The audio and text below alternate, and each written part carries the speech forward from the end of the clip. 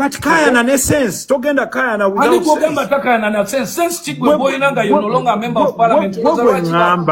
But I'm a member of parliament. Oloza lwachi bakupala. Linda kankubuza. Senseless. Linda ko katono fine bebe. Bebe, who is the member? Bebe, let's go slow. Who is the member of parliament of Kampala? Oloza lwachi bakujjayo. Kibuzo omwana wao kuba manyaso Why aren't you in any party? Ani MP wa Kampala. Why do you think you are even dropped from? Jamu, no worries. This is where, Bebe, this is where I want you. The conversation about the genuine. Ani MP wa Kampala. Come and win likes. Bebe, ani MP wa Kampala. You can shout. Responsibility onajijja wabwe omuntu omukuru okubeera kaawo n'ogamba. Bebe, let me tell you, if you want to go into intellectualism, you're losing this battle. And I think as a person you've lost the battle because this is factual. How long does a person don't tell me about any brand. Patriotism is the most important thing for any country. How think you end up twisting a conversation? Bebe, you're just ranting. You're just ranting. I think you're just ranting. You're not being logical. No, stop it. Abantu abali kuno baagala okuwulira nti gwagamba nti Barrister Timo n'abalala. They relayed information ngeyinza okuba detrimental to the brand. Gwe bakubuuza how. Kubanga abakola video zino basuka abaana 40. Ono gwogamba mpuliriza mwami Sali alina budget ya branding. Ati okibuuzizza ekibuuzo. You want to kati tunyonyo to 3 ways how now, the ordinary person would have reached out without spoiling the brand. Name your things. This is as simple as this. I am still going to come back and tell you there are better ways of how to do it. The ways, any way but not one that destroys the brand. Now, anyway depends on where you're standing. Woyimiridde gwe ng'omuna Uganda. Nga to destroy nze kuwadde example ya Kenya Airways, KQ. Our neighbor Kenya is here. Our neighbor Kenya is here. Mwami Sali, you're giving examples. You're not giving the how. The how.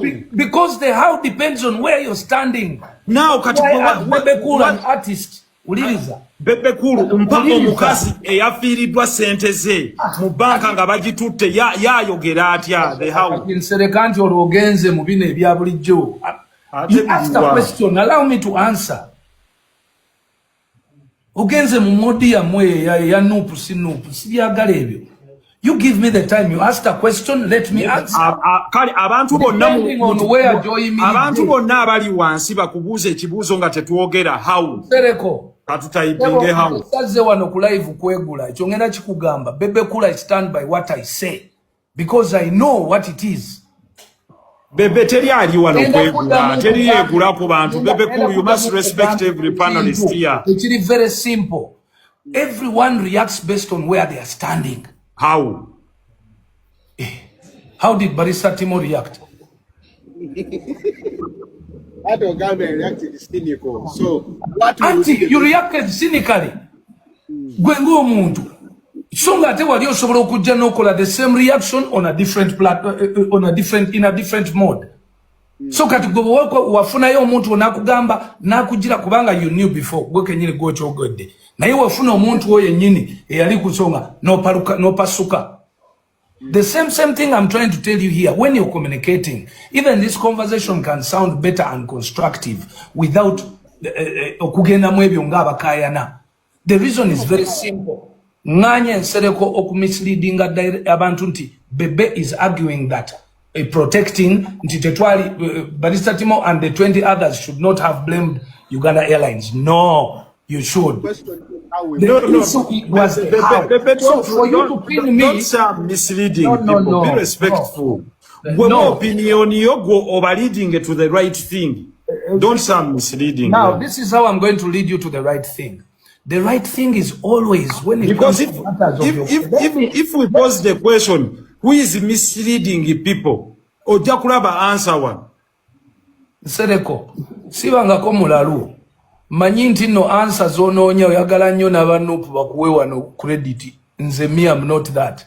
I am still going to tell you that despite what Uganda has gone wrong into, I will first protect it, then come back from the inside and clean it from the inside. So I don't care. So when you say the how, I am going to go back and tell every Ugandan that no matter what we do, no matter what, Barrister Timo, I don't think I want to be on a platform with just anyone. Please. So, Soka, when I have then you'll be able, because I don't want you to subject my brand to just anyone who can just come up there. One only honorable, we both have a lot to lose.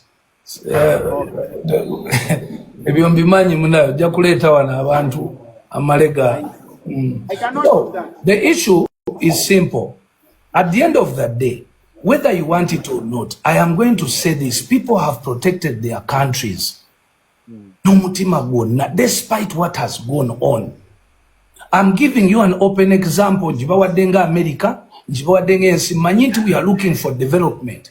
I've also told you that I cannot guarantee, I cannot tell you that people are employed to do 100% perfection. But you know how effective social media can be to a brand that sells us out of the borders. Unlike a brand that we fight to sell within the country. Imagine a whole country bashing Uganda Airlines. Who makes that booking from the US? Who makes that booking the next day from the UK? I'm trying to tell you something that is so simple and obvious. Yes, we can blame. We can do it from the inside. This is not about winning on a live. No. This is about accepting that, you know what, guys, tukalete waka, tukakubile munda. Chiringo mwana wo. Abana basinzo kuononeka mu masomero n'obutafayo kusoma bana abazadde najja namukubira mu class. So nga ate wali mulinze nadde ekano omukuba kati golokolo olaga nti oyagala mupanishinga. Omumala mu self esteem mu banne. Olumala anoonya ki? Nga anoonya ways on how to get confident back. Ate ebeera negative all the time. So my issue is very simple. Barrister Timo, I pose a question. Kati Uncle Bebe omani channels of power wezikola na administration. If these poor mismanagement ziba zigenda mu maaso nga mugamba mujja kudiringa nazo internally nga kiremeddwa oku executing banga still zisigala zigenda mu maaso, what are the best possible ways okuzimalawo going forward? Okay, before I answer that, I want to tell you, to give you the best example of what President Trump did recently.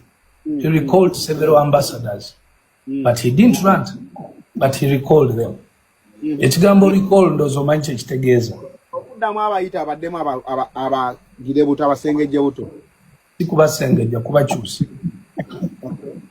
Okitegeera. Kakati ekyo nkikuwanga example nti baba tebadelivarinze. Ontegeera okusinzira ku naye kyakola tajja kuvayo agamente